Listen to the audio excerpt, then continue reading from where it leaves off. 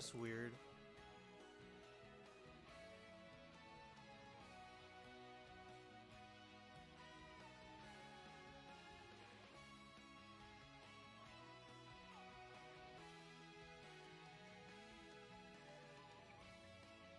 Here, I rose it a bit.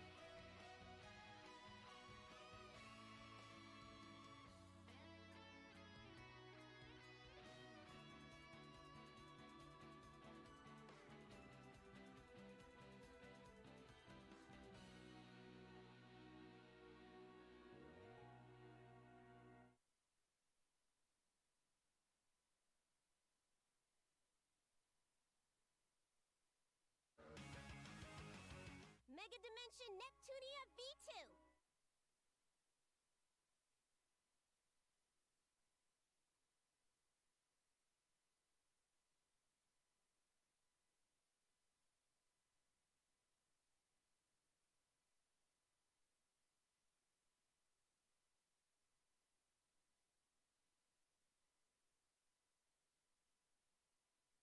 Really? I have the stream open and it sounds fine.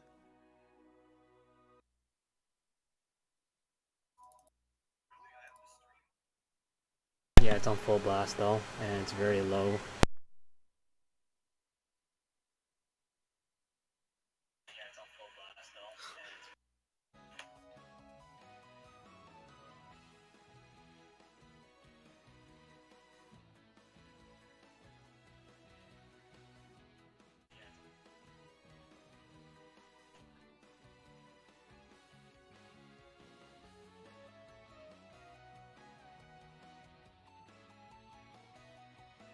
I'm raising it.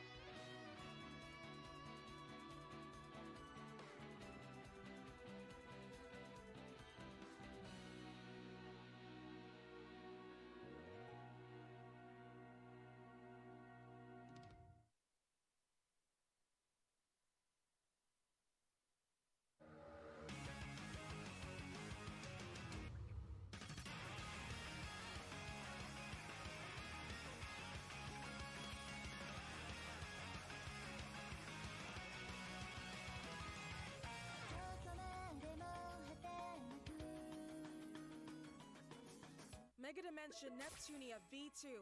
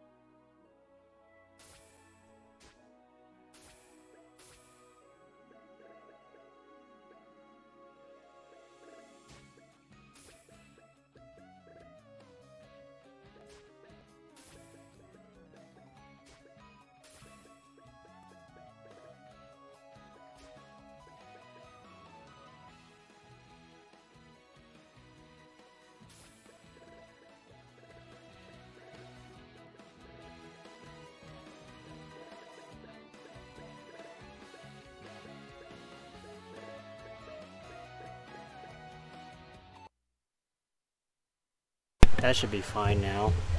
Decent at least. Alright, cool. Okay. So we got Cho here with the bad end of Megadimension V2, which not many people run of how super risk it is. We also have commentators with Aaron, ESP11. He's currently also the world record of 2N. Cho will be focusing on more the run. Cho will be the runner. He will be focusing on more of the run while everyone commentates. We have the Bomb Stew, Hexy, and Endeavor Gaming, which they will also commentate. Well, we'll have some other people if they did join. Okay, so when you're ready, you can give me a countdown, and I can start the bet right now. Alright, is English still in the lead? English is still in the lead, so you're good. Alright. No Umio Heaven though. Yeah, no, Umio Heaven has fallen behind all of a sudden. We will see. Oh man. Okay. When you're ready, give me a countdown. Do this. I'm ready when you are. Alright, you guys want to do the countdown for Cho? I'll do it. 5, 4, 3, 2, 1, go! Good luck.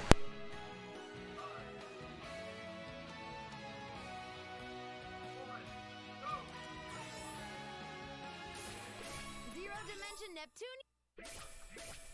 Thanks.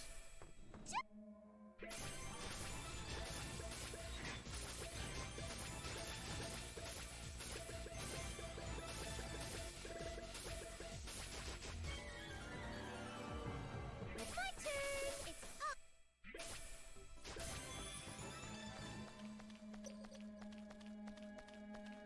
Like a kangaroo.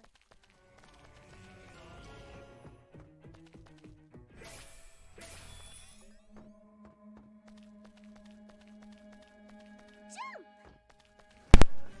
Warriors are pretty, still pretty difficult in their own right.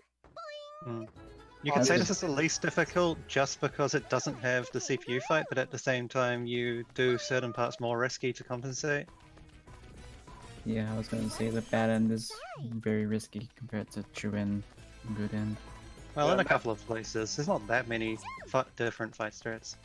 Yeah, and that chest right there, well, just in general, you'll be seeing him collect a lot of SP chargers, because throughout the Zero Dimension, you'll need a ton. That specific chest can have either 4 or 5. You got unlucky and got the 4, but it's okay, as long as he can get some luck later to help out. And don't There keep are on plenty getting more that SP charger minimum. chests, but you can, if you're doing like an attempt instead of a marathon run, you can choose to try and skip some of the chests if you get good luck on the first few. Let's try going. And the highlight of New Game in general, the overworld, what is it? Every dot is like a 50% chance of an encounter. 15%. 15, Yeah. and he got one. Let's try Yeah, going. one so far is pretty average and not too bad as long as you can run away quickly. The problem with getting encounters in super early game is that you have a terrible odds of running away. Yeah, the luck stat determines What should I do? your odds of running away, and at the very beginning of the game, you don't have much of one. Late? You just don't have much of any stat, but yeah. There are some other points in the game where you will not have a luck stat either. Well, one particular point, shall we say. Yep. A more story in particular. Yes, exactly that. I mean, we'll get there and we can explain what is going on, but it's just Noir being Noir, and apparently they decided to make her the unluckiest girl in the whole game, I choose you. and then make you do a certain section with her solo. Jump. Yeah, but as the bomb said, we'll get to that. When we get to that, right now, Zero Dimension has a lot going on. A bunch of back and forth, a bunch of tough boss fights, and pretty much in a row, really. Although Yeah, this I mean- beginning part is really the most chill, other than the Yeah. overworld encounter possibilities. You're just getting ready for to weather the storm at this point. Yeah, they slowly walk you into it. But once you're there, it is a banger. We should also mention, I did mention in my New Game Plus run a bit, but he's moving at basically, maybe not quite half the speed, but way less speed, or way lower speed than you do in New Game Plus, because New Game Plus has a Can't we just key item, an unlockable that you can use to, well, basically double your movement speed. And you only get it in New Game Plus, there's no other way to get it. That life fragment you saw him get is pretty optional.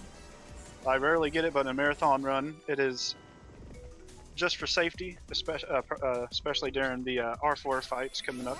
Well, I'm pretty sure it's also guaranteed to be 2 of them, and 2 of them is about all you'll generally need in early game. Most of the time. Like, if you need more than that, then you're probably dead instead. You do need more life fragments for strats later on, but for now, you don't really have enough party members, and if you revive, then you're probably dead, is the problem.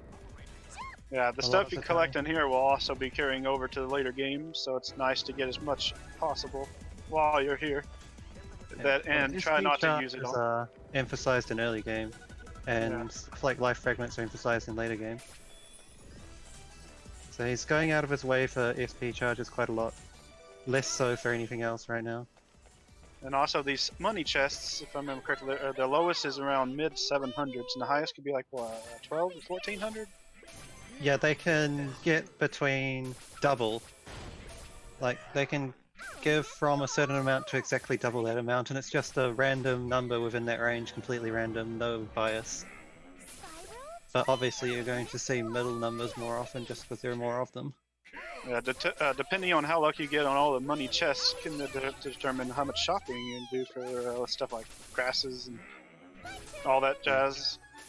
So while we were talking, he's gone through the boss, which required the actual required use of a formation skill. You use formation skills quite often in new game, in early game, new game, just because you're low on SP, but that boss battle with the unicorn thing actually does require using a formation skill in new game practically, because he has a physical shield and the only magic you have access to is your formation skill. Does a shop there, just gone to stock up on healing grasses for the first really difficult boss battle, perhaps the most RNG based boss battle in the entire run. And what we're seeing right here is actually a pretty recent, albeit very small, tiny time save change, is that little walk in the right through the center there. Yeah, going down the pit was something we didn't think was faster in New Game, because you have to jump out of the pit really quickly in New Game because you don't have as much jump height as you do in New Game Plus. But it was discovered that it's worth dipping into the pit even for that small amount of time, even in New Game. Just barely, by like half a second or something, or maybe a couple of seconds, I forget exactly. Yeah, the timing was somewhere in the third to half a second. But time saves are time saves. He's got a preemptive strike, this guy. Or he can just normal encounter, I guess. But preemptive strike will ensure he is the most safe. He still got trolled because of the miss. But he's fighting this encounter to make sure he gets 2 particular level ups. He's getting level 14 for Neptune for the Ancient Dragon boss fight, which is the second hard boss fight in the run. And level 14 for Netgear for R41, which is the third hard boss fight in the game. So just beating that one encounter guarantees both of those as long as he doesn't lose party members. Or as long as he doesn't leave party members dead during the end of battles. And I didn't catch that good enough, but I think he got another 1 SP charger drop, which is unlucky. But now he's coming up to random the fight. Yeah, the most random fight in the whole run. Yeah, to be up Apart to from the maybe boss. Keisha. Especially probably more random than Keisha. It'll be up to the boss whether or not Cho will survive this or not, even if he does everything perfectly. She always starts off with an AoE attack that will damage all the characters. And on your first turn, you always have to heal with every character. And then you'll skill, and then hope she attacks just one person, which she did not. So this is already a bad luck fight. It's not so much that her first attack is always AoE, it's that she always hits at least one platform, and all your characters always spawn on the same platform. So it's like it's AoE by default, even if she's not using an actual AoE attack. And if she's not doing an AoE, she will almost always attack Orange Heart. So, which is good enough, generally. Yeah. But he's run really low on healing grasses because of all the AoEs, so he can't do too much anymore. He needs to pray that this fight goes well. And it looks like it's fine. Uzumade being dead is not good, but not terrible either. Yeah, she'll take a bit more damage on the fights coming up, but it's still possible to win them. Yeah, and Netgear and Neptune are still on for level 14, like we said earlier with the safe strat. Overall, that was really bad luck because of all the AoEs, but good enough luck where she didn't use the really powerful one. She has a really powerful one that can just wipe out your whole team from almost full health. Yeah, like it can do a full party wipe. It's pretty rare for it to do a full party wipe from full health, but it is possible. Just not Pretty something you much- see often. It pretty much says screw you to all your grass. But just getting by it is good enough. He's already moving on with only one encounter, which is good.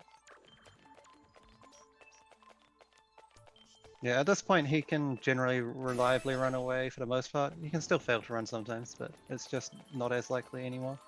Pick up a healing circle just for some extra healing and possibly extra money, I'm not sure. Another And- money chest. It can Money, yep. Another one. Oh, he got pretty good luck on that one. Whenever Another you one see a up- 4-digit roll on the money chest during Zero Dimension, that's a good roll. Guaranteed, because their rates, they're always like 600 or 700 to double that. So whenever it's 1000 or more, it's generally above average. Yep. Apart from there's one chest which is only 200 to 400, which is a little later on. But you still pick coming that up, one up anyway, just because it's right in your path. and coming up is something that looks like he's skipping, but for safety, if you didn't pick up enough money from those chests, instead of going right like Cho did, you can go left to find a Neptune sword, and that can sell for quite a decent chunk of change that you can use for later. Alright, You'll so since especially this be is seeing bad it good end, in new it's end, not as or- strict on money either. So it matters less. Like you can spend all your money basically on SP charges in bad end, whereas good end, well, good end you can sort of do the same. True end you need to save a bit more money for later on. Yeah, that's what I was about to explain. There'll be like other things you'll need it for. The harder they get the endings. Yeah, and because he ran out of healing grass already on Buck Couple, he has to kind of do awkward stuff like use that healing circle and use Uzume's healing skill. He gets to use Uzume's healing skill once without losing an attack from her though, so it's not the worst thing ever. He was just pixels away from being able to do a formation skill, but he got it that time. There Oh, it but is. missed. And Uzume still has, well, Uzume still had skills SP to use one more skill, but it wasn't her turn unfortunately. So he can attack with Uzume one more time and that should kill. It looks like didn't realize that he had DSP for it though, so he's just trying to finish it off with another formation skill instead. Doing risky, doing SP chargers on non. Yeah, I mean he's got enough Okay. SP charges really. I choose you. Yeah, I think he just didn't realize that he still had 80 SP on Uzume, but it was fine. It still worked out in the end, and no one Yeah, was that hit. dragon hates Uzume and Neptune. Not dragon, robot. Robot, yeah. The dragon Anyways. robot. Now we got a fight against a random number of enemies from 4 to 6. There are like 2 or 3 more of these later on, where you get a random number of enemies. This is the first one. And you try and kill 2 of them with netgear, but sometimes she'll miss one of them. If you're very unlucky, she'll miss both of them. And sometimes they just won't be aligned correctly to get an AoE at all. That wasn't too bad of a fight aside from this though. And Nepgear's accuracy is utter trash. She even has a nickname, Miss Gear. You'll see her miss all the time. Alright, so as we said earlier, you sell all but 2 of your life fragments at this point because that's all you'll generally be able to justify needing. If you need more than 2, then your fight probably went bad enough that you should just reload your save instead. And then coming up is a risky 2 dots, especially on the way back from this dungeon. You do not want an encounter on those dots on the way back from the dungeon he's about to go towards.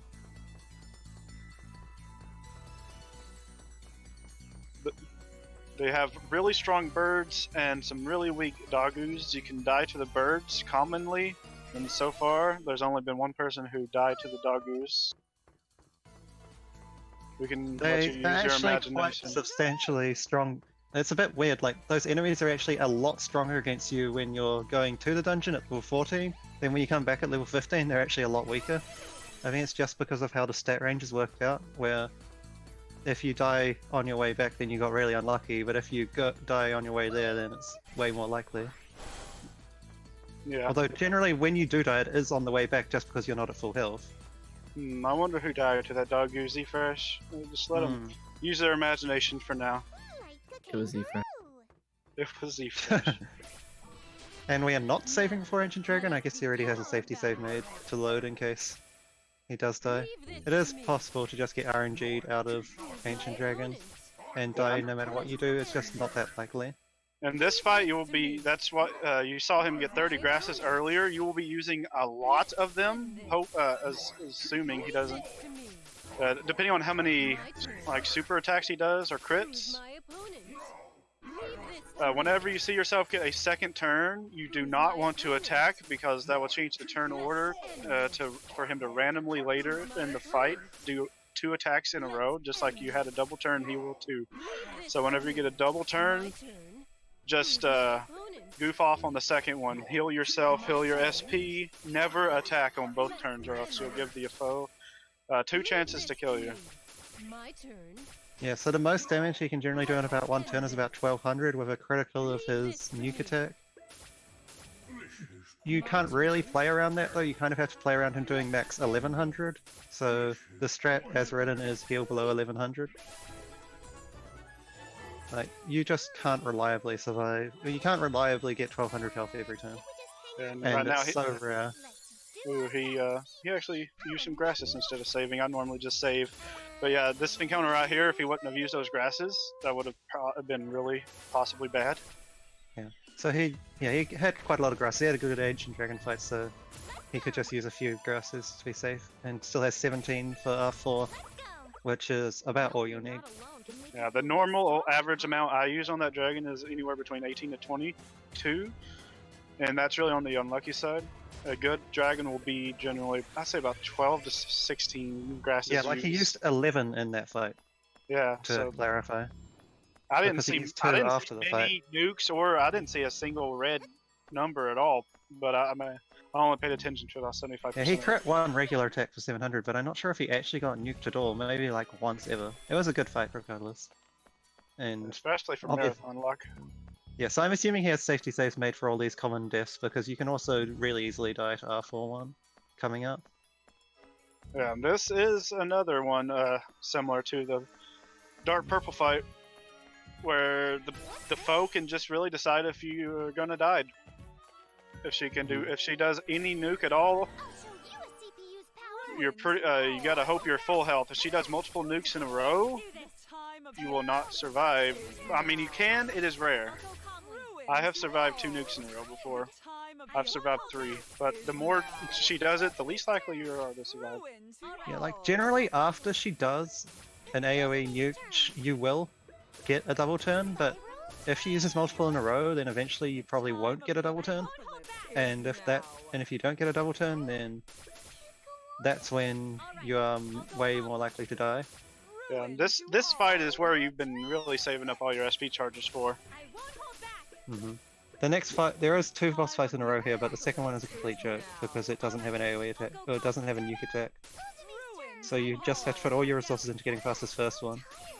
Yeah, she attacks Uzume like pretty much solely for the first half of her health. When she gets down to the second half, it'll be random between who she attacks. But whenever she does a nuke, that nuke has a humongous range, and you pretty much screwed no matter where you're standing. So you just gotta continuously attack her and hope you don't get one, because you are not safe from it. Safe while running away. Yeah. Like generally, you will not die to a nuke from full health. Like he survived quite comfortably there, but there was the 2 nukes in a row, so there we go. There's the death. Yeah, there's just that double nuke.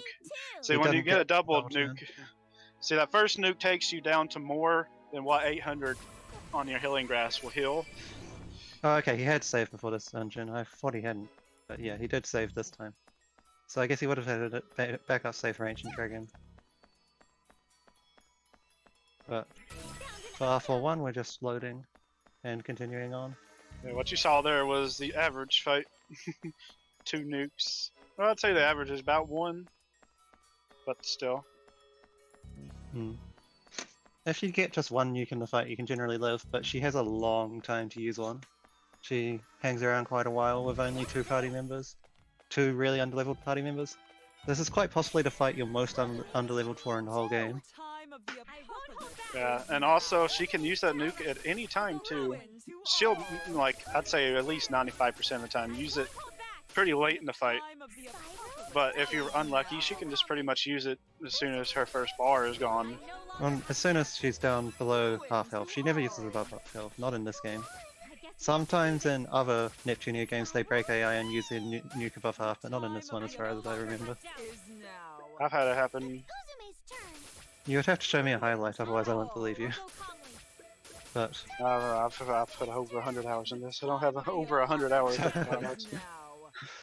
how sad. Anyway, back to the fight. She's just above half health right now, so he's stocking up on health and SP before he knocks her below half health, as a wise man would do. The time of the apocalypse Like, is she's now. got 5 total bars because Ruin to all. 4 of those little chip things below the health bar plus the main health bar, and so 2.5 was half. And now we are back in nuke range again.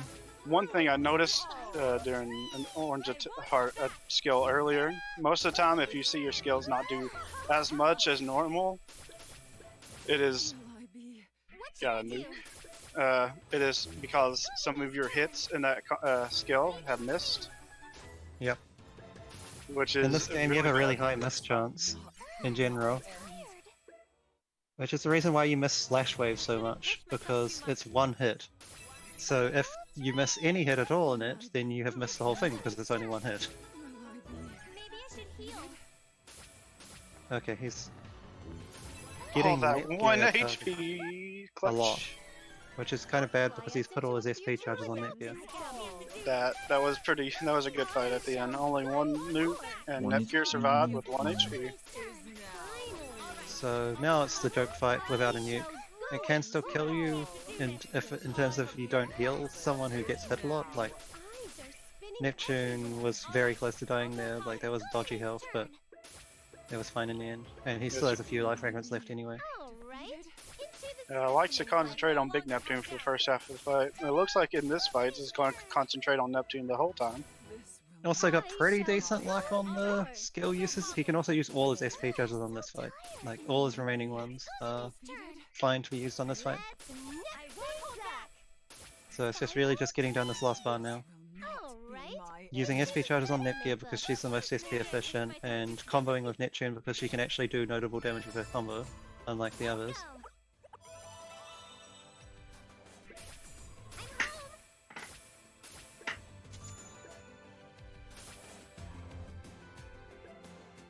And now we are setting up what he needs for R43, the last super hard boss in Zero Dimension. You can still die to the last boss of Zero Dimension, Dark Purple 2, it's just less likely.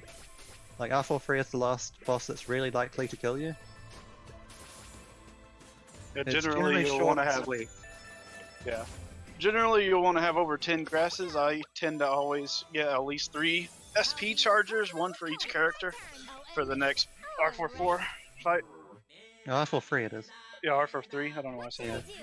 I think I heard the number 4. We can talk about R44 later, and other deaths that have happened to no one else. See Anyways, fresh. Cough. you're making it all the way to Smashbox now. You have to go through a lot of these encounter tiles, 15% chance to encounter every time. We haven't had to deal too much with long treks for a while now, but now you start having to go over a lot of tiles at once, and this happens where you get 2 or 3 encounter tiles in a row. But at this point your run chance is fairly high. Still not guaranteed, but fairly high.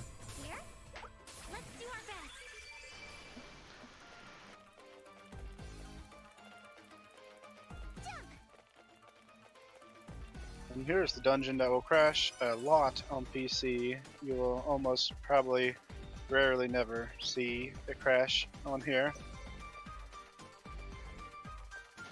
On the PS4 version.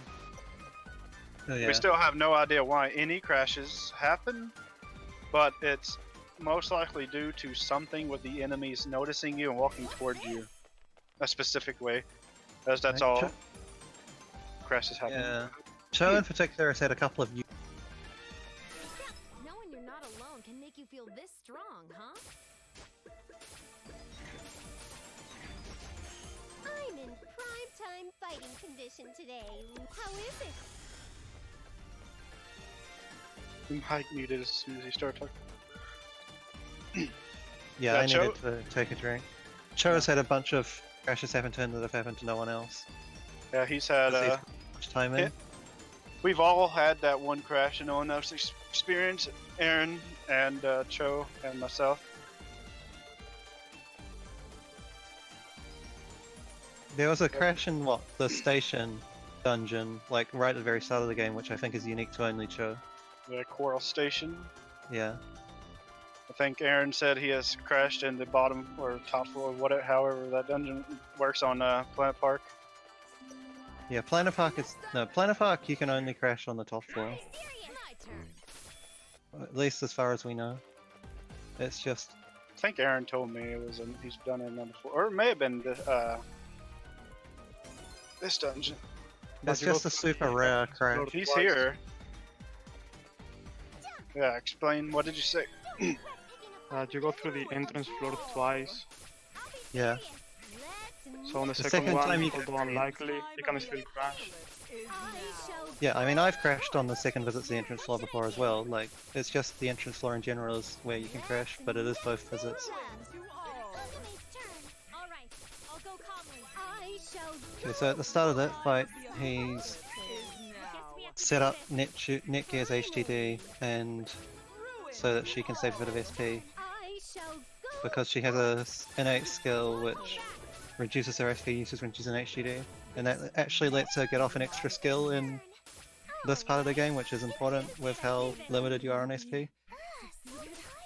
And again, Big Neptune is the only one that can deal any substantial damage with combos, which is actually quite a big difference now because we actually got a new weapon for Big Net, which was not originally in the route but was added to the route to save SP charges, and I think he actually worked out that it saves a bit of time as well to do it.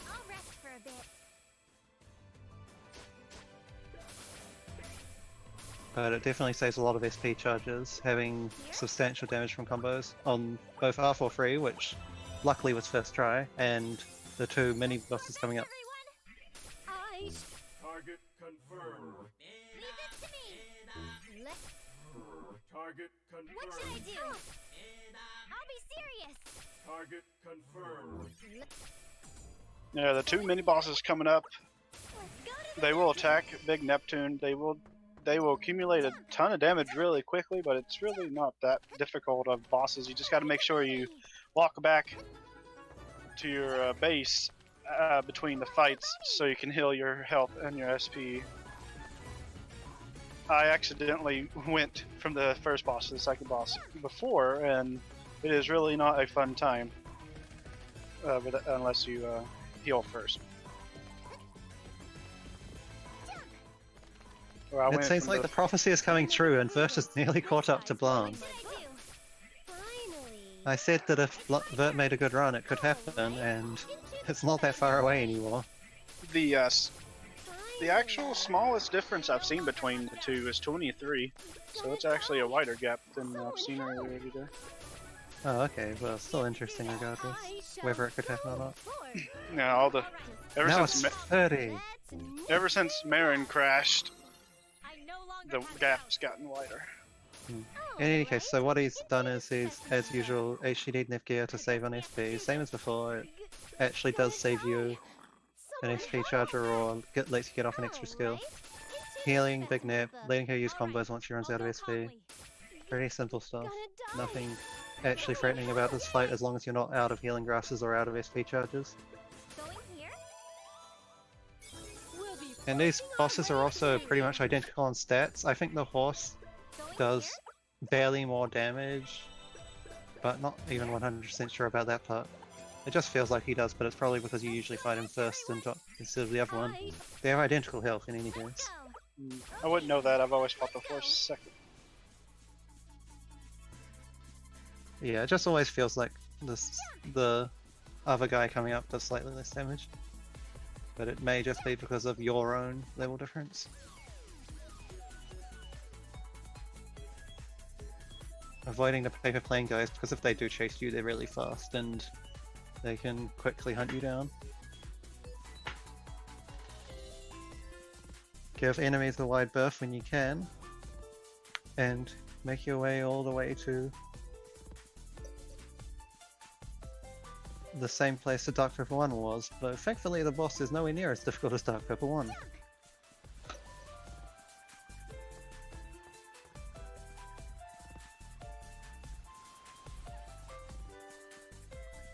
Like a bunny. Don't underestimate me because I'm a CPU candidate. Let's nip things up. Listen to me. Finally. What should I do? Let's nip things up. So yeah, Kahul is the same again, just like I said, does less damage on average, from what I've observed. I shall go for it. To do this. Just kidding. I no longer have doubts. Let's nip things up. I won't hold back. Finally. All right, I'll go calmly. All right. Yeah, really not much to explain here. It's just a go until you run out of SP, heal your SP once Let's go. with gear, and keep on using your skills with Big Nep, With me? Leave this to me. Oh, and then go back to the base, hoping for the least amount of encounters you can get. We'll be forcing our way it's my through. turn. The real fun will be counting how many encounters he gets between base and Dark Purple 2. Hmm. Let's go. There's also that one tile which we'll talk about once he actually gets closer to it. I'm home. The real fun tile. So yeah, just definitely stocking up on a few healing crafts, as you may as well in new game any percent bad end, because Here? like I said, all your money is available for healing items. You have no other use for money really, My turn. outside of route building, and route building is pretty cheap. For the most part, there's a couple of times where you actually need to care about the money for route building. You've got some guts to fight me. It's my turn. Fine. Target confirmed. What should I do? My But both of them are in character arcs rather than the main story. It's nice to meet you. Alright, the dot he's stepped on to save is actually the last save dot. We say last save dot because the dot right there next to the marker right there. If you get an encounter there, No matter the how good opponent, developers I for won't some reason put My level turn. 29 enemies. It is 29, right? It's 36 actually. 36. I was close.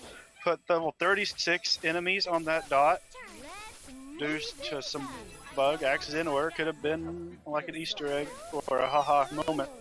But if you get an encounter on that dot, you will take a ton of damage, and you'll want to run as fast as you can.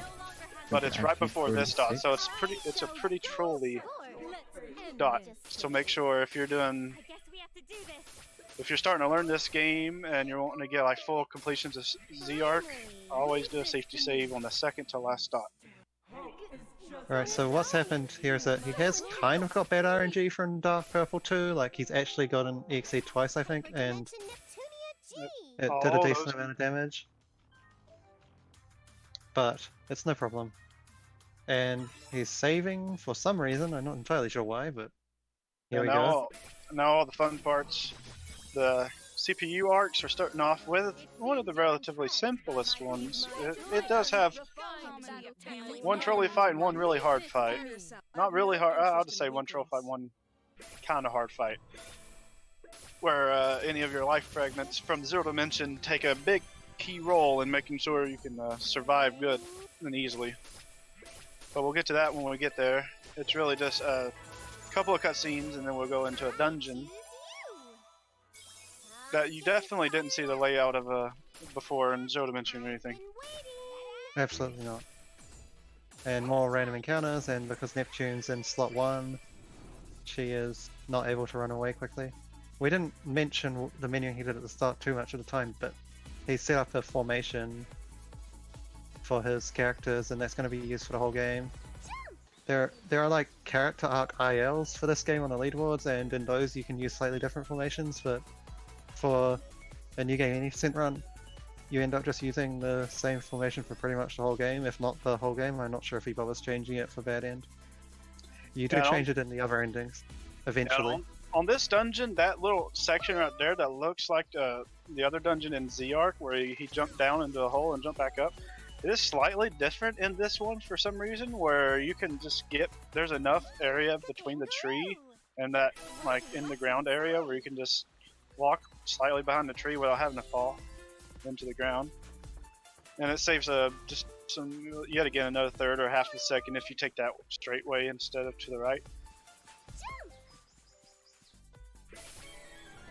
Now, let us Okay, so this fight, again, it's not all that likely to die to. It's you've got two characters that have quite a high evasion rate against the boss, so it's kind of RNG to die. Like, even if she does use her EXE quite often, you'll just either completely dodge it or dodge a substantial portion of it. So, yeah, you'll lose if you get like 3 nukes in a row, really, which I would put in the ballpark of about 2-3% chance. yeah, it's also a lot just down to how much of the nuke happens to hit you. Like, it's not even how many she uses, it's how, like, it's what your evasion luck is. That's all, really. And now...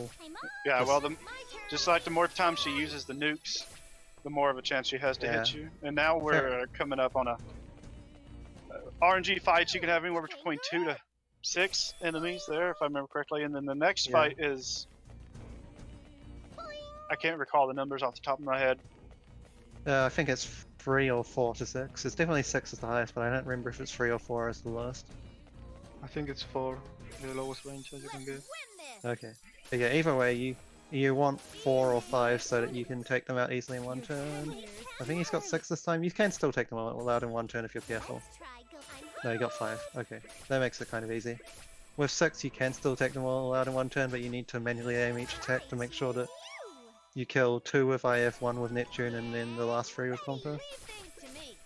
So the more enemies that spawn, the more time you have to spend aiming. And now we're fighting Pikachu and 2 horse birds. The horse birds are really no problem, they die on 1 skill. Pikachu loves to attack IF until the halfway point of his health, and then they'll start attacking randomly, but you really won't get many chances to see him attack because 3 versus 1 really makes that fight a joke. Right, now he's just stocking up on items a bit. Like, you need at least 7 life fragments to be safe on Bishar, but if you have the money in Bad End, you may as well buy them early to have them on SteamX as well, because SteamX has a chance to beat Rolly. He's generally way less hard than Bishar, but when he wants to kill you, he can. Yep. Now we're coming up on Planet Park, which is the most likely dungeon to crash in the whole game, and as I talked about in my New Game Plus run, it's way more likely to happen in a new game because you're probably just because you're there longer, but also because the enemies are actually aggroing towards you, if that happens to be the cause at all. Yeah, if they look in your direction and just seemingly walk there, you're constantly having a chance to crash if those conditions are met. It is basically the lottery. You do not want to purposely walk in front of an enemy that is looking in your direction. Of course, you don't want to do that anyway because you don't want to hit encounters at all, but Yeah, it's worse here, I guess. yeah. Like in New Game Plus, they will lock onto you. In our New Game, they will lock onto you. In New Game Plus, if they just happen to just be walking in your direction out of all 360 directions they could choose, your game will just lock up for some reason. He got lucky there. It's also not consistent for the crash to happen even if the enemies do look at you, of course. Like, it's just a small chance even when the conditions are met. But Yeah, I'd say it's slightly more than that earlier, like Death to R4 fight. I gave it 2 or 3%. I'd say it's about a 5% chance to happen. It is definitely more happened to me more than dying to R4. yeah, and I have managed to have it happen twice in a row when I was playing on Zfresh's PS4.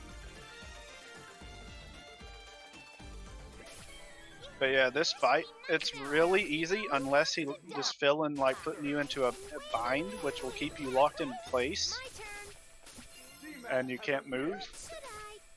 And That even won't be then, if too- RNG is favorable, he might just bind you while you're next to him. It is my turn. Yeah, no, like I was about to say that even if you are in bind, it could not really be bad if he made sure to bind you close up. Like, Compass too far away to attack, So this could be bad if he decides to nuke. I'm kinda dizzy. I Now then, apologize. done And I think Vine is like random. Probably how many turns Yeah. he out left. here. Also in bad end, at this point in the game, you pretty much never care if a character is dead at the end of a fight. How Leave irritating. this to me. I've been waiting Like, maybe very marginal situations where you do care, but it's No, pretty much win the fight at any cost for the rest of the game. Now I just want to point out that he got like the perfect RNG. If in Compa they can die to 1 to 2 hits, of course you want them to die to 2 hits, and you don't want Neptune to start being attacked that early. Well, yeah, I But think he's it's getting just really because he good got good RNG. RNG. Yeah, he's He got getting good RNG, so he amazingly sick actually RNG. got them. He knocked her over Yeah. half really quickly because he got such good RNG. He only used like 2 life fragments. That's got to be the best I've ever seen. Yeah, that was a really sick fight. Leave this to me. You will, on average, use over 5. Or 5 to over 5. 5 to 8, I would just do a random ballpark guess. This fight's a complete joke because you have 4 characters versus 1 that's not even as strong as Bisha. And now the save. Do you care to elaborate why he's going to save Endeavor? Or why he's just saved? Well, there's about 100 different reasons why he saved right here. You are solo Noir. You are lower level starting out than any other CPU. And pretty much any enemy in this dungeon here will screw you up. And you do not want to get a single encounter if you can help it.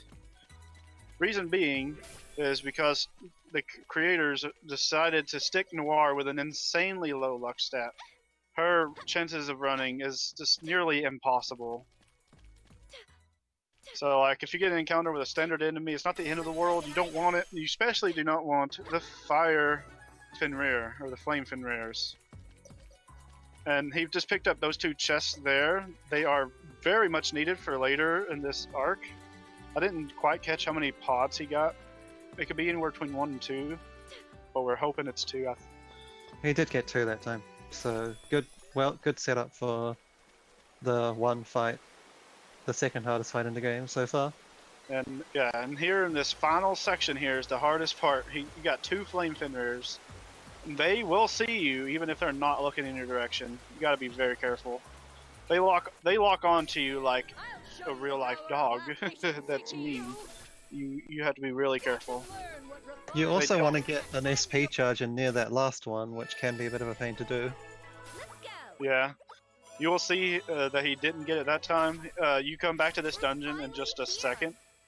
So he'll have to get it that time. So it's okay if you're locked out of it that first time because of the flame Fenrir.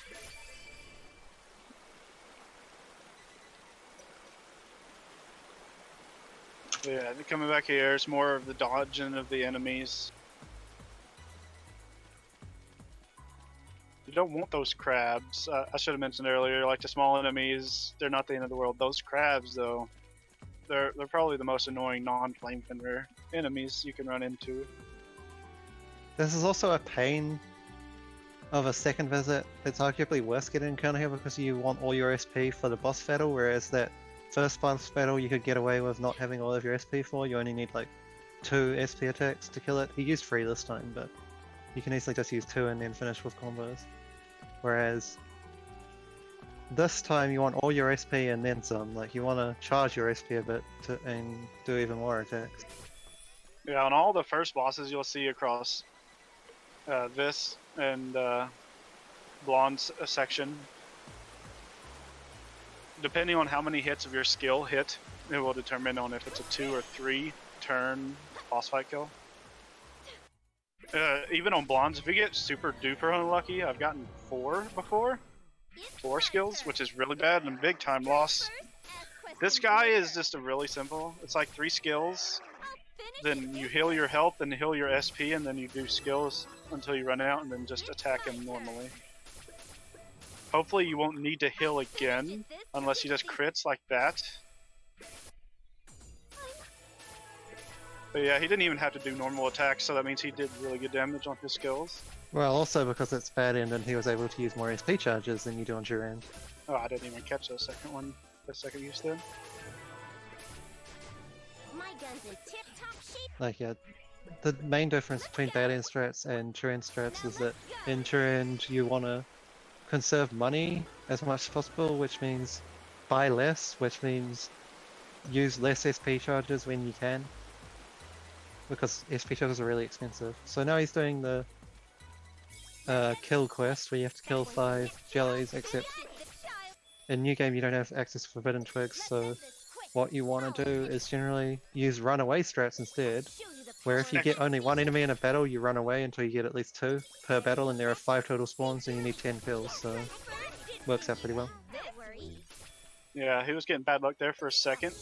Each spawn has like different odds of having like different numbers. This one has a better chance of having 3 than like, let's say, the first Dogu, because that other Dogu can also have jellies, or not jellies, Dogu. I'm getting all mixed up. The first jelly has a chance of having healing Dogus, which makes it less of a chance to have 2 to 3 jellies. I screwed it up because I always called these creatures Dogus. But yeah, the second one has the best odds of getting 3, and he's getting really unlucky with all these ones. This is something. Yeah, he's also doing a slightly different strat where you don't actually go and fight the other 3 spawns, you just stay at this one for the rest of the time, and it does work well. Yeah, and this the is only difference is that you don't get the XP from the ones that you want to run away from. Yeah, this is the faster strat. You'll be seeing me do like a marathon safe strat where I'll just fight all the spawns. But yeah, there's 3 more spawns you can fight. 1 or 2 of them, I think it's just 1, has an area so big that you cannot run away on the first turn. Yeah. I So think that would be the fiery final one where it's like that. Yeah, it's either the final one or the second final one. So you'll want to hope you can get good enough to have 10 before you get there, or at least make that one your, the final one you need to get to the 10.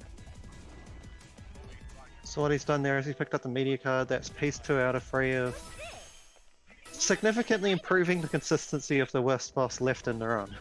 Not, I won't say guaranteeing the win because it's nowhere close, but it like perhaps doubles your odds, if not better, of winning. Yeah, now he got the final piece, the Moe Burn. He got the disc, and then an earlier chip to go into the disc from the first dungeon. He will, after this dungeon, will explain what he's going to do with them and exactly what it does when he does it. So I assume he's also going to pick up 1 final chest in this place, or maybe 2, but at least 1 final chest which contains 1 to 2 healing rains, just like the healing pods. It's a coin flip if there's 1 or 2. And those heal 50% of your health, which isn't as good as a healing pod, but is still better than a healing grass and a substantial enough heal to be useful. In like more risky runs you could skip this chest entirely if you get 2 healing pods, but not worth it in a marathon run. Yeah, when you're first learning this game, this is, I would say he only got 1 rain, unfortunate, but he's still okay with getting 2 pods. But yeah, what just happened to him proved what I was just about to say. When you're just learning this game, this is one of the more annoying dungeons to learn how to dodge all the enemies, because this dungeon specifically has a crap ton of enemies close together. But there is a small trick that you may see and may not have seen by now, but because I didn't pay attention. If you have an enemy chasing you, if you jump a specific time, it'll just make the enemy just forget about you and just turn around. Sometimes the enemy will just lock onto you and touch you before you have a chance of jumping, or touch you as soon as you jump, so it's already too late. So we didn't talk about this yet, but we got Uni, and Uni is the most annoying character in the game to some degree, and that is because she's got 2 aspects of RNG, strong RNG to her. The first one is that she uses a skill which only has 1 hit, so it's like Slash Wave. A lot of the time it will just completely miss. The second one is that it can inflict poison, which is great because poison does a ton of damage, but it also makes or breaks runs. Yeah. And what he did do, that you noticed him doing after he shopped, was he did develop a disc using Moe Burning, and the other one what it does is it will increase your health by a certain percent every turn, and it also has a good old defense buff It might be bad for if the I whole don't fight. heal. And that defense Yeah. buff, It's my I mean, the turn. health is nice and all, but the defense buff is really, really helpful. For this fight in particular, it will like decrease the number of turns it takes you to win. But for the fight coming up, Keisha, it is the holy grail saving grace. It will cut down to like a less than 1% chance, I would say, of victory to probably about Now who's 10 to 20%. here? I'm more Another than enough plus for side you. to having Uni that Vaughn didn't mention is that she will run away from wall encounters pretty much every time. Almost every time. There is no guaranteed running away in Neptunia games. Even if you're 999 and you're encountering a level 1 Dogu, you're still not guaranteed to run because of the formula for some reason. But she does have a pretty high chance of running. Yeah, run nonetheless. chance caps out at even 90 or 95% depending on the game, I think. Although the Rebirth games kind of hold your hand on stuff like this, and they do have a guaranteed escape plan, which is guaranteed escape. Like, it doesn't lie. But the Rebirths also have some other luxuries, like another plan where you can press the escape button from anywhere on the field that the other games don't. Alright, now we're coming up on the fight that we've been talking about for a while now. She can use a nuke at any time. You don't want her to use a nuke at all. Destroy them all. Her nukes can go from like half of your health to just killing you in one hit if she feels like it, from full health. He's getting average luck. Kept you waiting. Surviving that is actually pretty good. Battle tactics look like. It might be That was an insanely low damage roll, and he Same- won. here. First it's the try is same really sick. Double turn mechanic as Ancient Dragon as well. You defend if you get a double turn. Yeah, always Especially depend on because the- defending is so good.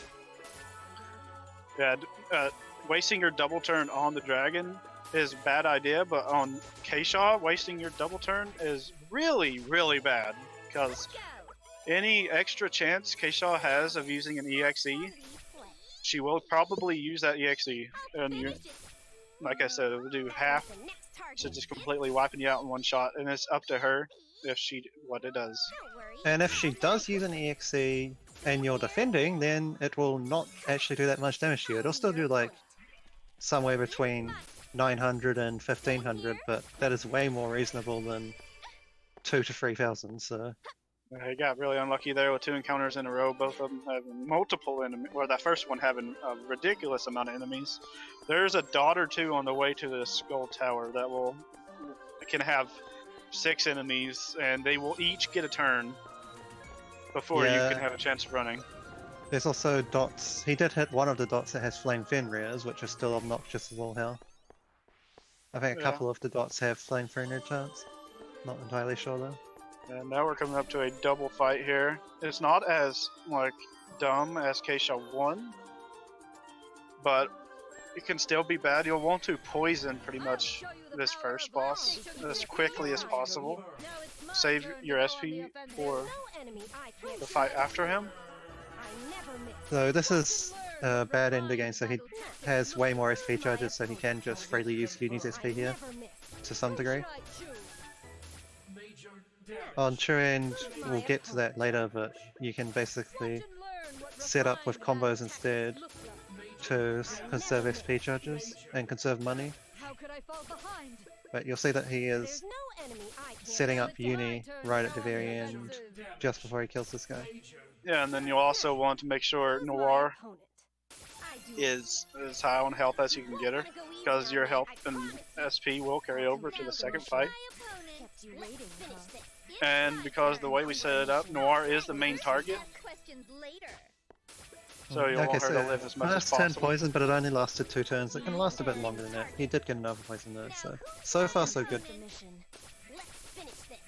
And he can also freely use his exuberant fragments, which are 50% revives instead of I think 30% or 25%. Either way, much better. Yeah, whenever you fill up 2 bars of your EXE meter with Uni and Noir, you can use the group attack, which will save you some SP. But the downside is it's 2 EXE meters, which takes a while to accumulate.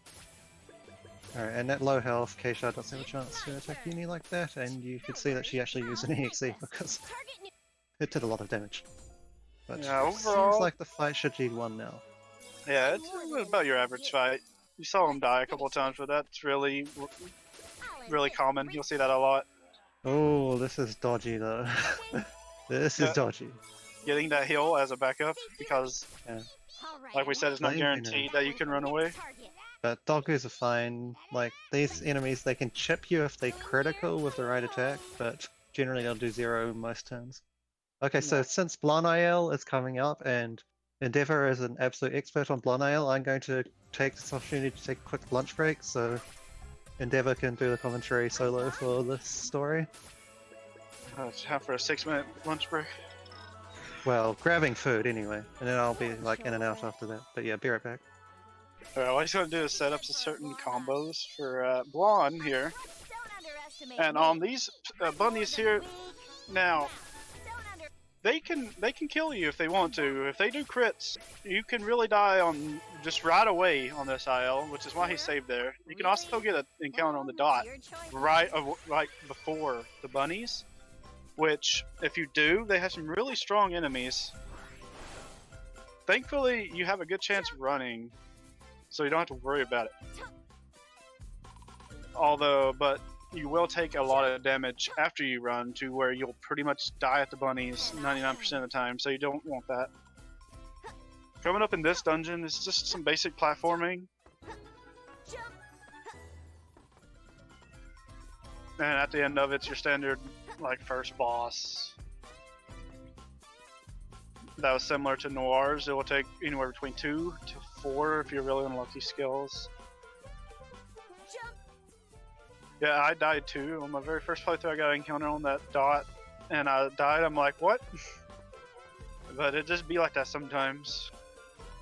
There's really nothing encounter-wise in the second half that you have to worry about. That first half has just like two enemies that are sketchy. But getting an encounter in this dungeon really is nothing because the boss coming up is a joke. Can't really kill you. Blonde is pretty tanky unless it's magic attacks.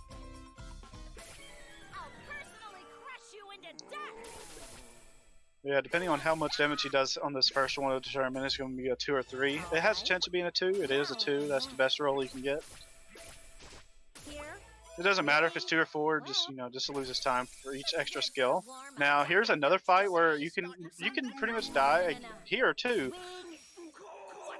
if you're unlucky enough. If you get poisoned, that's really bad.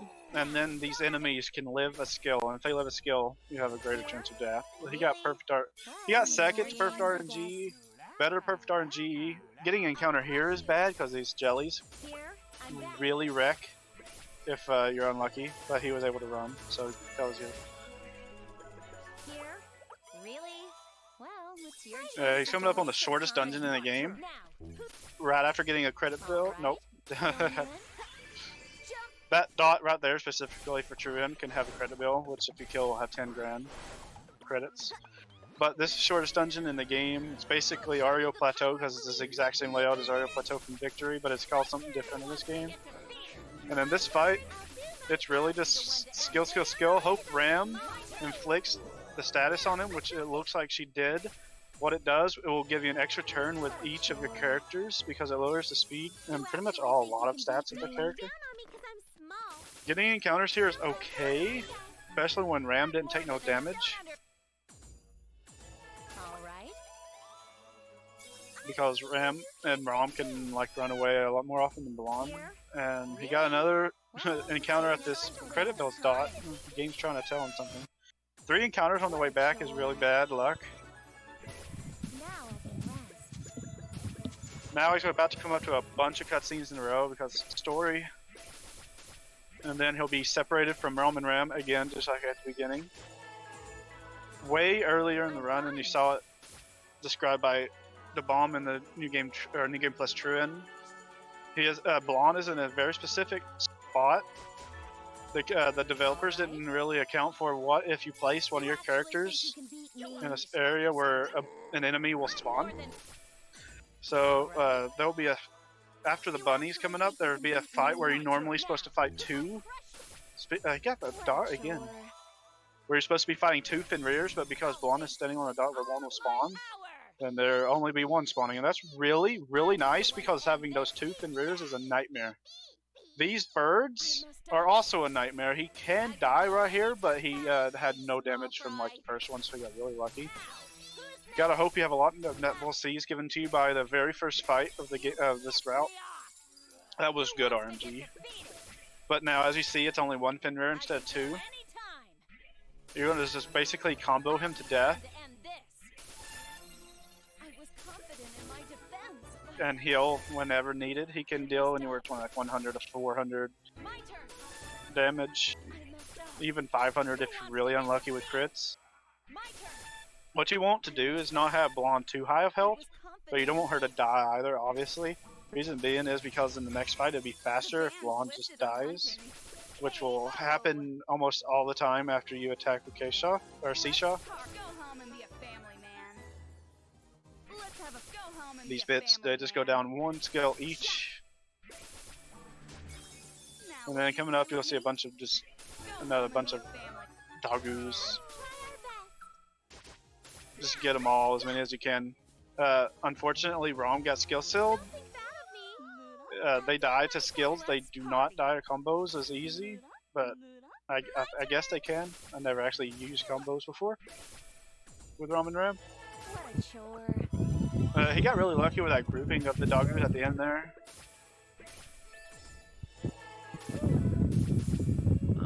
You can technically get away with comboing them. I've done it in the past, you know, playing in this game normally, but I will say it is tougher. The skill ceiling on that and on that fight is pretty bad if you get it. It's my turn. Don't look down on me 'cause I'm small. Who should I fight? Yeah. And getting an encounter here too on the way to the gold tower is really bad because these jellies right there do and will, or they can and will inflict skill seal upon Rom and Ram, which is not needed. You do not want that for C-Shaw. C-Shaw coming up. C-Shaw, just like every other fight where we say is really bad if it wants to be, C-Shaw can be really bad if she wants to be.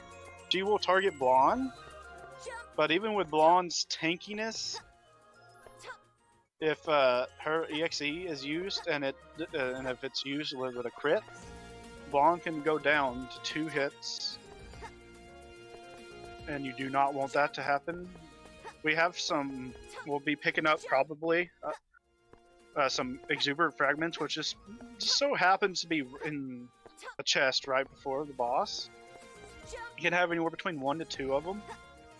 We used to buy a big group of life fragments in a shop before this, but thanks to those exuberant fragments and some more strat developments, we really just cut out the shop from the game. We don't really need it anymore.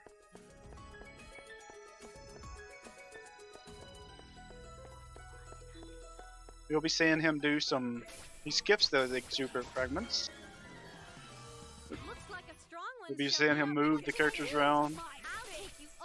But not move Ram to number 3 or number 2. Yeah, you'll see with Blonde's placement is because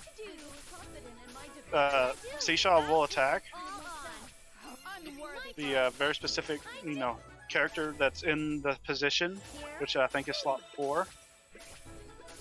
So whoever's in slot 4 will get attacked for the first half of C-Shaw's health. That was a really sick fight. And went perfectly. Now we're coming up on Vert's route, which is really nothing at the beginning here. You just fight that boss. There are a couple of cutscenes. You'll encounter Nepgear coming up. We can get into like an actual boss that can do some stuff to you. So this is where you're going. Is everyone prepared? What shall I do? Getting encounters is not too bad So this is where because you're actually just decently leveled compared to Noir. Really, Noir is the only one you've got to worry about at the beginning if you get encounters. my what a wonderful Here, item. we'll be getting those 2 chests for backup, exuberant fragments, and healing pods because final boss of this dungeon's a bit more troublesome than C-Shaw.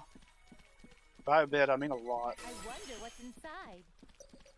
especially on bad ending, which skips the grinding, as it's done on good ending and true ending. Yep. Now, what shall I do? I no longer have doubt. It is my turn. I won't hold back. I choose you. All right, I'll go calmly.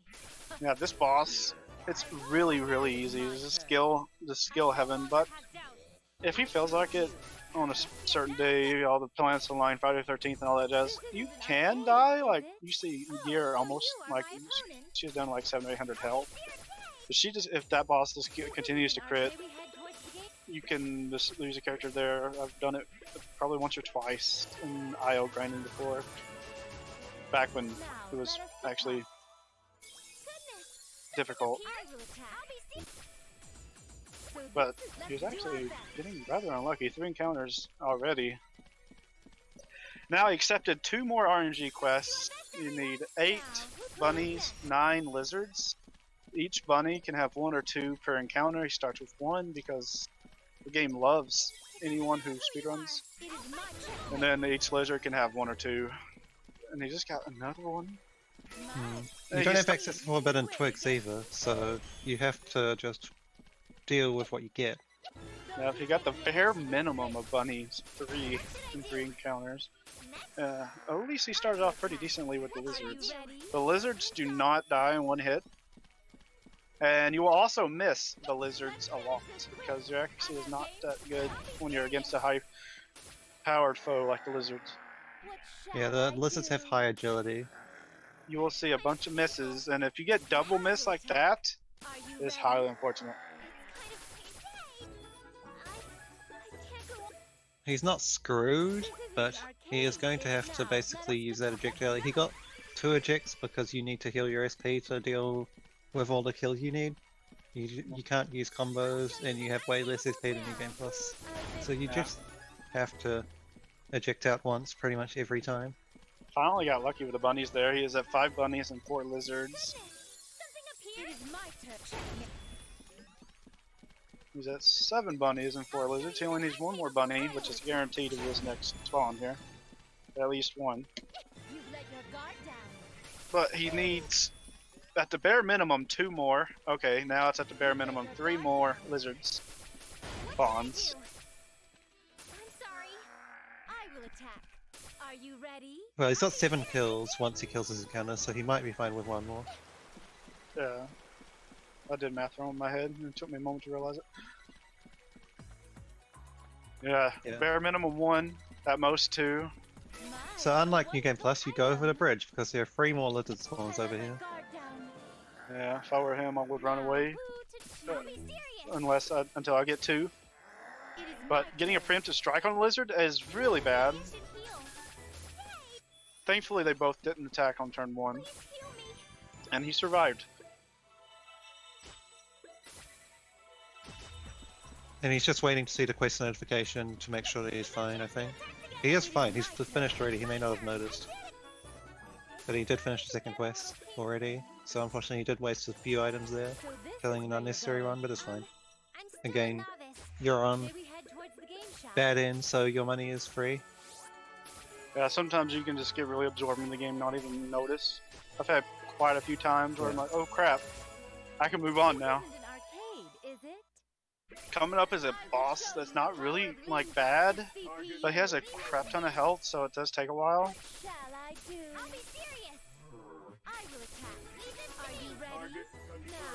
If he targets one character over and over and over again, it will get annoying after a while, and if both your characters are standing too close, his attacks are AoE level, so while he's attacking one, he'll just hit both, because why not? Most of the time you will have both your characters standing next to him, so you'll always almost see both characters getting hit. Now, at this point in time, you don't really have too much like SP healing, so once you run out, you'll want to hope that he's a bit lower life than this when you run out of SP, but once he does get this low, just start attacking him normal and then fill up your EXE bars. I think it's another 2 that you have to get to use your partner skill. Unfortunately, Vert died, but Nepgear has a lot of health left, so it's fine. Ooh, that crit though.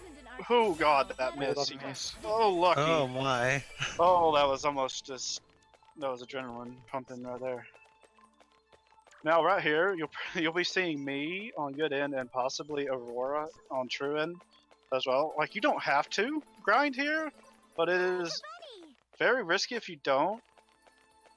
You'll grind to level to a certain point where you'll be level 30 once you reach the final boss, so you can use your EXE. It is really risky if you don't. If you, but on bad end, you do have a bit more freedom with your money to buy a lot of life frags, and by a lot of life frags, I mean a lot of life frags are needed with no grinding.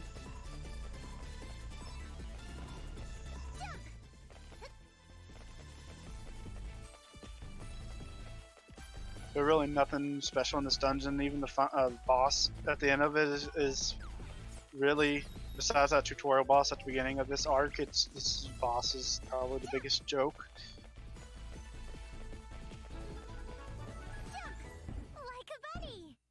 No, I wonder if you'll get that SP charger on the right. There's an SP charge on the right you can get for safety. It looks like he's going to get it.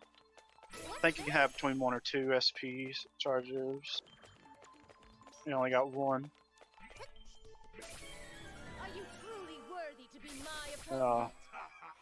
It's just a joke, like I mentioned. Just skill, skill, skill. He doesn't really do any damage. There's really just spam triangle X, triangle X, triangle X. You don't even have to move most of the time unless the bosses unfortunately just goes far back like he did that time. Now you'll be seeing him sell pretty much everything that is not revival and SP and most of his healing items, just so he'll have a lot of money to buy as many life fragments as possible. And a few healing and SP chargers, but it'd be just mostly like right there, 14, and that's not even that's a risky number still. I would get probably around 18. No encounter on the way there if you're good. Now this is one of the most confusing ones. I would say if you're running or learning right away, new game wise, without that super jump, this is a pretty confusing gold tower. Just because it has the most like roundabout way of getting where you're going. And it also has a couple of pretty difficult jumps too for you guys.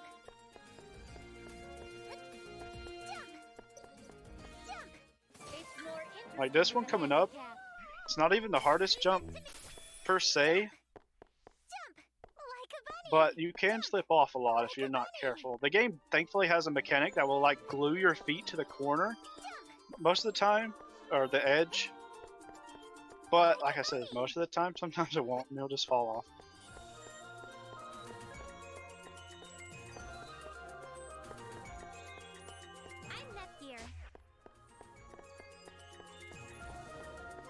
Yeah, coming up, before he gets to the second half of the dungeon, he has to do a little detour fight, like a side fight here. At this point in the story, the big Neptune is pretending to be on the enemy side. And while, she's pretending, she is doing a pretty good job at pretending, but actually can be pretty difficult. And most of the time, like, what you don't want to happen is as soon as you revive your character, she instantly attacks that character to revive, so you have to revive her again, and so on and so forth. You do not want that to happen, because that is a big waste of life fragments. Other than those 2 in a row turns, that was actually a pretty good fight.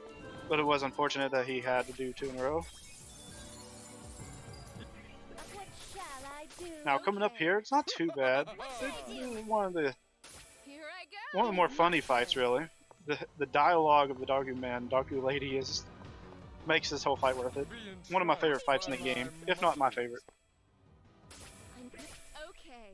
Whole muscles that exceed my muscles. But yeah, you really just want to use your straight line skills. The slash wave from Nepgear and Bert's top skill, Silhouette Spear. just because it will attack both of them. Checkmate. Kind of painful. Now it's been a while since I've seen this fight under level 30 or 29. I think is when you're here on a grindy run. So they are doing a lot more damage than I normally see. So I guess this fight can be a bit risky on bad end no grind. But it went overall pretty smoothly at the end. But now here's coming up one of the more difficult, probably the most difficult section, especially for this new guys to the game. It does have one jump that is pretty tricky to get. It's a bit more tight than that first one you saw in the first half of the dungeon. And plus you can get lost here really easy. I hate to admit it, but even me, putting many hours into the game, I've gotten lost here once or twice. It's not that jump, but it is this jump coming up right here. And he made it, so he's home free.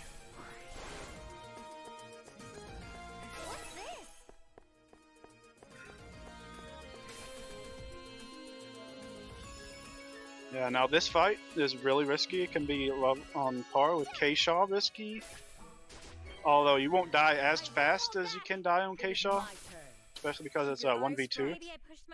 But what it is, you really just want to make sure you're stocked up on health and skill, or SP.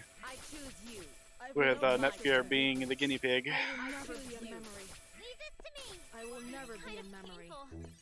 But yeah, like that, the revive and then her having another turn right afterwards, that's really bad. You don't want to see that as often as it happens sometimes. It is my turn. Be forgiven. It's my turn. Prepare yourself. What shall I do? Yeah, twice so far. That's happened twice in a row. Come at me. She's almost to halfway health. Once she gets to halfway health, she has a chance to go after Vert, and she just didn't waste no time going after Vert. First turn she had a chance to, she did. So Vert's already over halfway dead. And then she went to attack Vert again. You really don't want Vert to be attacked. But once she starts like being able to attack both of them, you're free to start powering up Netgear to start using some skills. He's running really low on life frags, so this is going to be like dangerous. He's down to 3, and he still has 2.5 bars. He may be forced to restart. It might be best to heal. I've no interest in weaklings. What shall I do? I no longer have doubt. This can sin be forgiven. I wouldn't have defended as many times as he did. Use skills instead. Neptunia, V2. Yeah, you got really It's unlucky just there. really low on SP. Or no, well, a bit low on SP, but also a bit low on life frags. Yeah, he already went in with a risky number, but then he had unfortunately used like 2 or 3 against Big Nep, and then really, unfortunately, had to use 1 against Doggy Man and Doggy Lady. Starting off with a 2-turn Netgear kill. That can happen. Don't attack her again. She attacked again. Sometimes you can call in like a near infinite loop where as soon as you revive Netgear, she will just be killed again. If you get your characters too close to each other, her AoE is actually pretty wide. It's not a big circle, but it's like a big wide, long range thing from left to right. So if you see both characters get attacked on her first half, or while she's still in the first half of her health, that means your characters were just standing within pixels of before not reaching outside that link.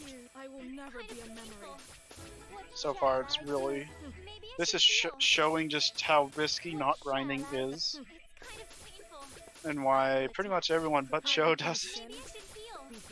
I will attack. Are you ready? What shall I do? Keep your can sin Maybe I should heal. be forgiven. What shall I Now we have ILs for this game, which you know surprisingly have been ran quite a bit. For ILs, it is quite faster to not do the grind strat, but it's a 1 in who knows number chance of it actually being Yeah, possible. Verse under level, dude. I didn't revive her against Berserker Z, so this strat might not work. Enough boasting. I'm gonna have to go back, get more life frags. I didn't revive her again. Yeah, this will. Memory. I can still see it possible. So just It's just you got to make sure you get lucky enough to. I'm gonna have to go It's back. really hard to Get more tell life racks. when you're in a high-paced fight, but you just got to make sure you don't stand in range of her move hitting you both. Kind of painful. And you also, if you can get lucky enough to survive a skill after being revived, that's also. My turn. Enough It is boasting. my turn. Come at me. It's kind of painful.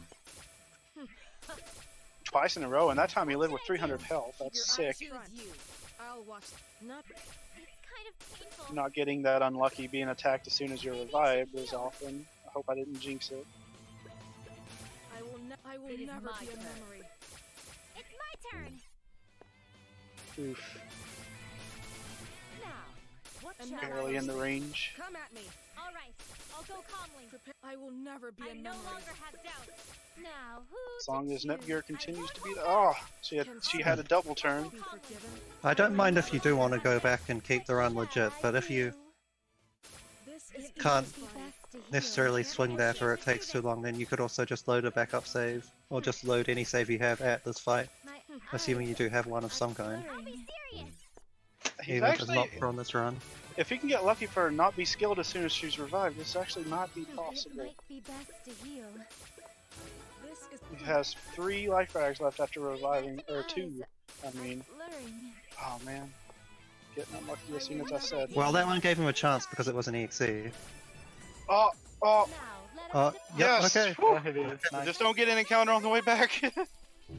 No, he did dude. get one, but it's late enough that it's a doggo, so it's fine. Does 0 to Yeah, it's Neptune. not. It's not normally that hard. It just Ver was underleveled. Yeah, so I was stupid Made and it didn't free to revive fight. her against Berserker Z.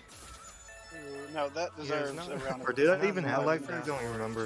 Ver was underleveled. yeah, I think you were out, and that was the whole reason it went so weirdly. yeah. I was screwed. I choose you. Or did I even have I mean, you life had to frags? get I the don't remember. you had to get the miss on that final turn just to win it all. Pudding. Oh, well, yeah. Let's try I was going screwed. here.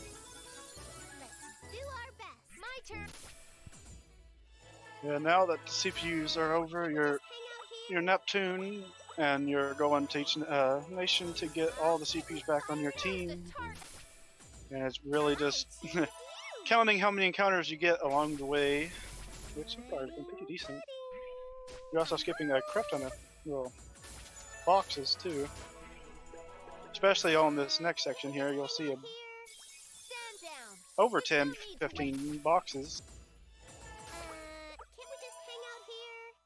They're coming from Thankfully, above. IF is preset onto your team, so you're gonna run away from every encounter. You. Almost every encounter. Who's the team? 2 in a row. That's 5 total, I think, now. I'm tired. I choose you. I'd rather not fight. Who's the target?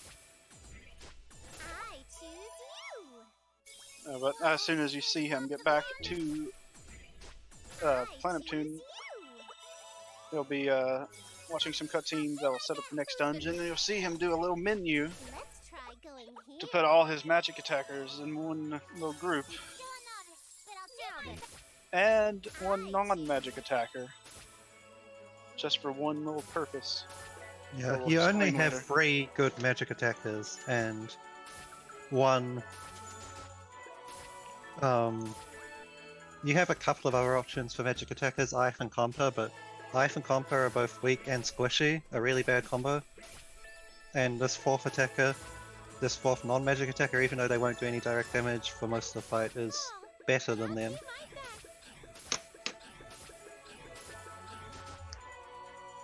He does it outside the dungeon, I always do it on the inside, but it doesn't really matter when you do it.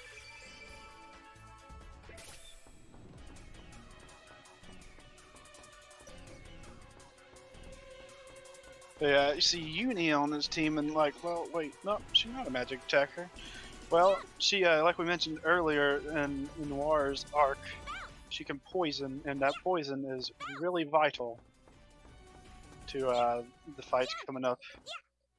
She may not do any direct damage until the shield is broken, but until then, that poison is enough to have Uni as a really good member of this team. She's also good at surviving the AoE. Say, Uni's really good at AoE survival, and that poison's extremely good from She's what I've also been able good to at play surviving with. the So AoE. I'm glad that she has some use within these type of runs.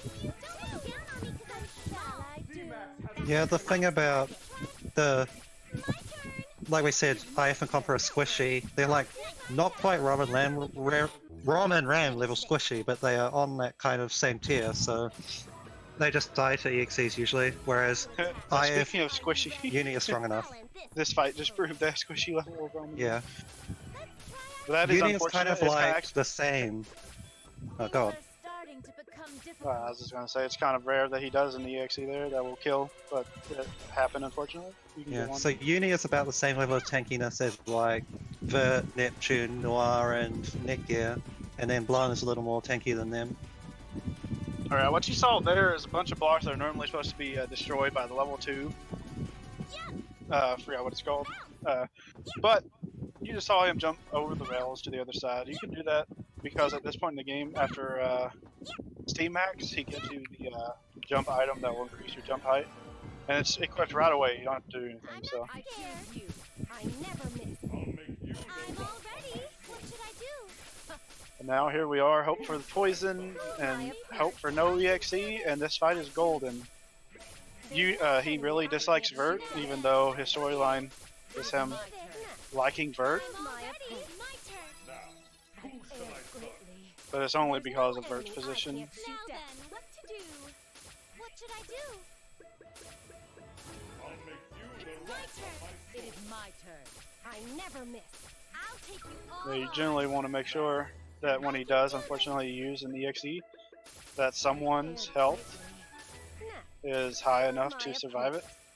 There isn't, just like pretty much the other fights with an EX, like really strong EXEs, this guy, there's no escaping his EXE. Like you can't have just 3 characters attacking him, you have 1 character far back to make sure you'll survive an EXE. He will kill anyone on the field.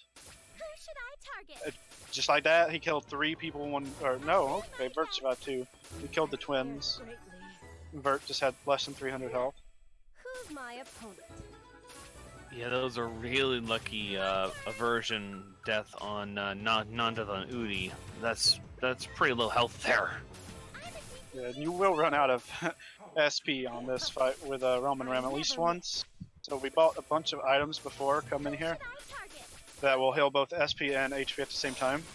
Those are like the nation-specific items that they share between each other whenever you connect the nations back together.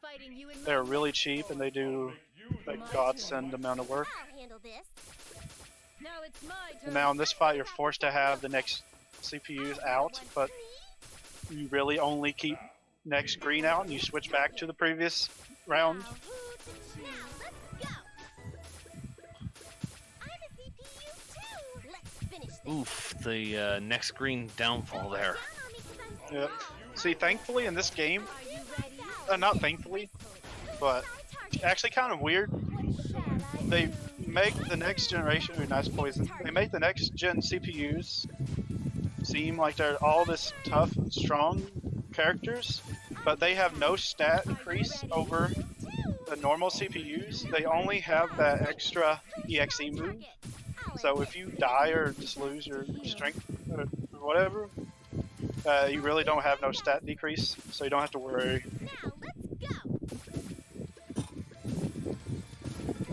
Yeah, next form also powers up your other skills, but not by a ton, just by a bit. Yeah, you really have. It's really one of the most strangest things that they did in this game. Because in the story mode, they are like this really unstoppable machine. But in reality, it's just a body change. But that was really a fight. No EXE.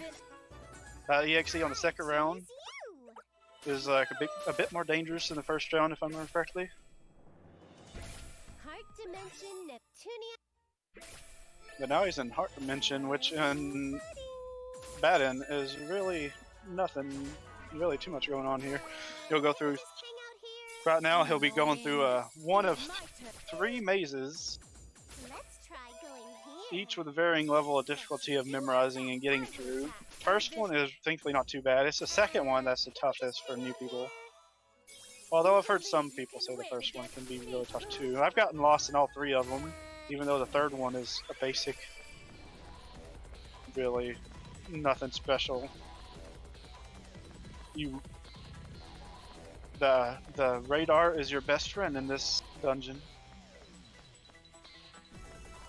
Yeah, I talked about it in my run, but in new game you actually have to care about trying to dodge enemies in these places. There's nothing too terrible, but sometimes the enemies are at choke points and you have to care about them at least a little bit. Just start setting up my stuff now. Yeah, bad end is actually getting relatively close to end. I'd say we've still got about 15 minutes left, maybe a little less than that, but he's coming up on the last few bosses. He's only got, I think, 6 more real boss battles, and this absolute joke of a boss at the end of this place, which is still as much of a joke as it was in New Game Plus. Just because it doesn't die in one, it might not die in one skill, doesn't mean it doesn't definitely die in 2. And it might just die in 1 anyway.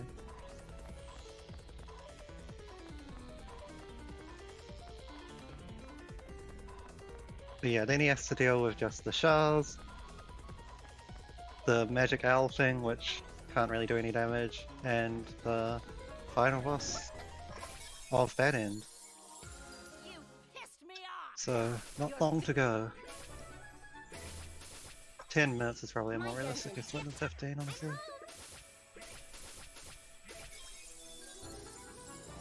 Depending on stuff like encounter RNG.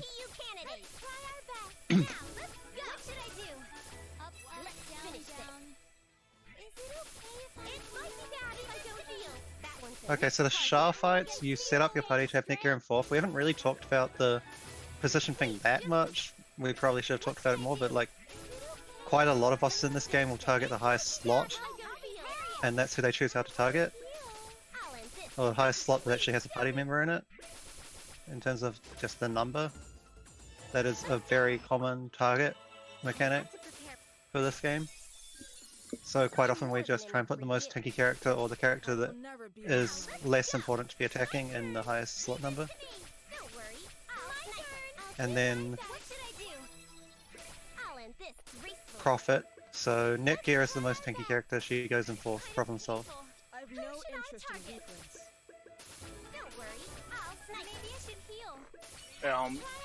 Bad end because you have a lot more freedom with your items.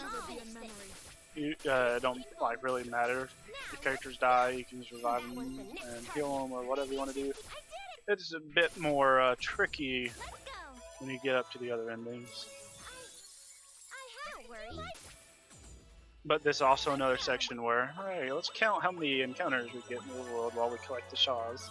Yeah, well, I'd say that this section is fine even in good end as well, good and true end as well, because your money is pretty much not solved, but you've spent all the extra money you have to, other than a minor amount on the setup for the CPU fight, which we'll get into on that actual run. We won't talk about it too much here, but like, you have money to buy as many life resonances as you need, and stuff like that. You're not really having any issues there, meaning that these fights, as long as you don't stand characters too near to each other, just become spam life fragments and attack with the other 3 characters. And thankfully this K-Shaw 3 is a joke when you compare her to the previous fights. It almost makes you forget like how much she can really destroy you earlier in the game. And I would have to say that was incredible. I only caught like 1 encounter on the way there. But on the way back is where I always get the most encounters. Of course it varies by person and luck.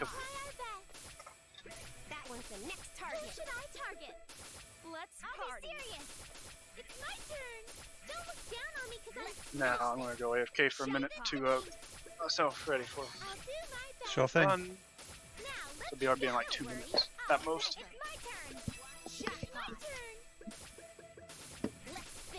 Go home and be a family man. Who should I target? Don't think bad of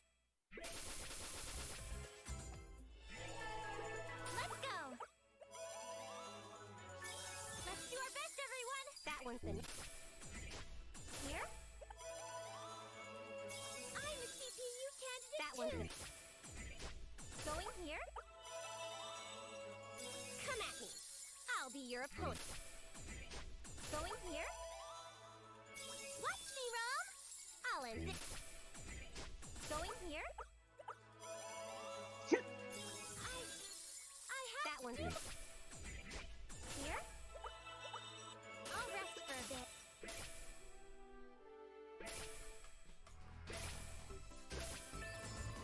Let's go! I'm home!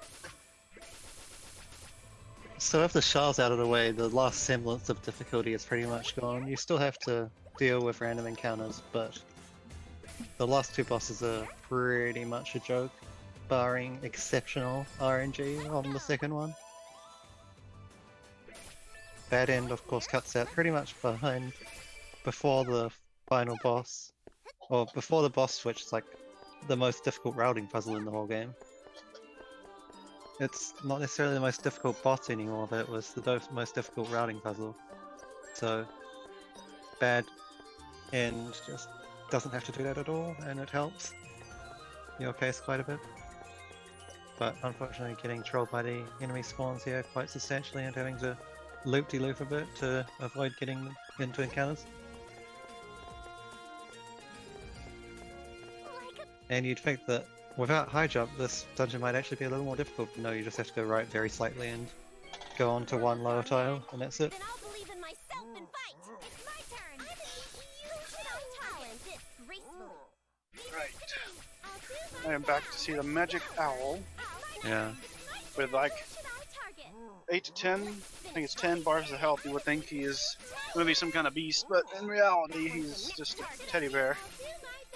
Yeah, he's even more of a joke than usual bosses because he does magic damage, and the whole reason that other bosses are bad is because, at this point in the game, it's because they can kill Rom and Ram in one hit, but because he's doing magic damage, Rom and Ram actually have really high magic defense, and he just doesn't do much damage to them, and the others have big enough health pools that they don't really die either, so Magic Owl just becomes a complete pushover. Here? Goodness! Something up here? You wanna be starting something? I'll end this gracefully. Leave this to me! Don't worry. Let's go!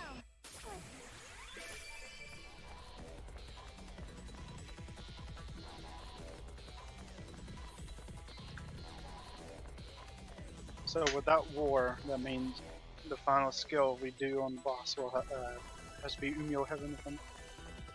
Yeah, I did it on the New Game Plus already, but of course the New Game is quite another matter, because it will be the final hit of the whole marathon. Need someone to... Come on guys, we gotta get you to put in 3 more 1,000 points. Well, I think Dark Lunatud was trying to, but didn't quite get the command right. Oh yeah, I see it now. There you go. So now, Uzume Salute is back on for now. We'll see. I reckon that if no wins, then we should still use Uzume Salute, but skip the animation for the ultimate troll. But that would be up to Aurora, of course. Oh dear! We're in trouble! Of course, the whole point of using Uzume Salute is to not skip the animation and see the salute. Yeah, you just kind of encounter with those bits. One terrible thing about the bit enemies is that they have a bit more tenacity than your other wild encounters, and they will chase you a lot longer than most other enemies. Okay, and then, yeah, we only have these 4 party members here in New Game. Not that it's a problem, because this is an easy battle unless you get ridiculous RNG. The thing about this battle is that I think that her EXE is still the same move that it was in the very first fight with, well, the first fight with this form of her, and so that has a certain amount of damage that it does, and that amount of damage is just not that much compared to your current health. Like her, I think the EXE of that R4 form has a power of 1500, and with the way this game's damage formula works, that means it just does roughly 1500 damage, which is a lot when you fight her in 0 dimension and you've got like 1800 health. But at this point you have 4000 health instead. So you just really don't care about her EXE unless she uses it multiple times in a row. And she would need to use it pretty much immediately as soon as she can to have any chance of killing you.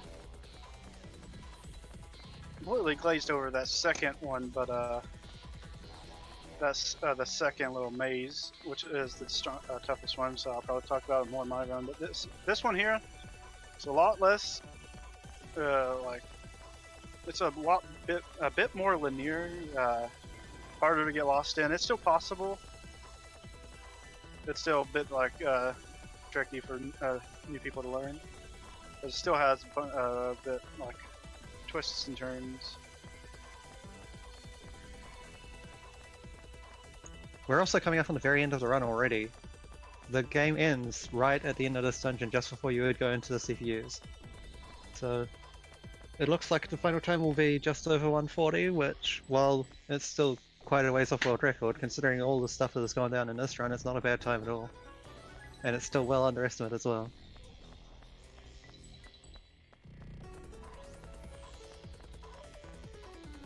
Like, with the amount of S-Shah trolling that happened in that story in general, plus the death to R41, definitely can't complain about how this has turned out.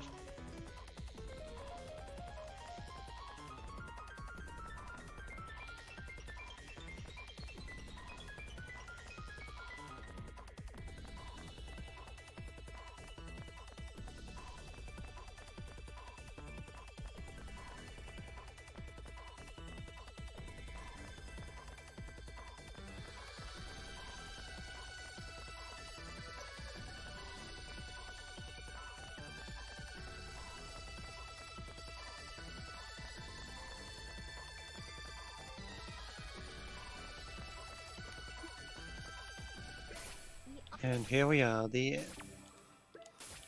Well done, it is over. Turn the Endel.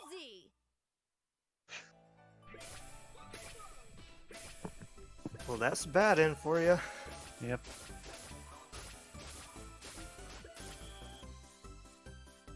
GG. GG. Well, that's a bad end And he for just showed you all the flags that you get for starting a New Game Plus. ya. Which is quite a lot. Some of the most OP wish- flags are logged behind other conditions, but the ones from New Game Plus are still pretty OP. Yeah, I wish the run was a little better, but shit happens. I wish. That was pretty much all down to that story and just a little bit on the other things. It was Yeah, I pretty wish good the run if we was a little ignore that better, story. but shit And even happens. that story was pretty much outside your control. Yeah, I was also under level 4 all for 1, so that also didn't help. I think the AoE killed Uzume like at max health. Doesn't Oh really yeah, that usually does happen, yeah. Alright. For my But yeah, that run, was fun. I will. Thanks for talk- having me. Good luck Yeah, to the rest thank of the you for runners. running. GG, thank you. It was a good run. Thank you very much, Joe. Next up is Good End, so we'll run this back with fairly similar strats, but more safe play, because you need to do some safe play for the sake of the ending, and some because Endeavor is new, well, not new to the game, but like newer to this particular type of run, shall we say. I know all my jazz, but implementing it is a different story. Alright, Endeavor, just get yourself up and we'll be back. Yeah.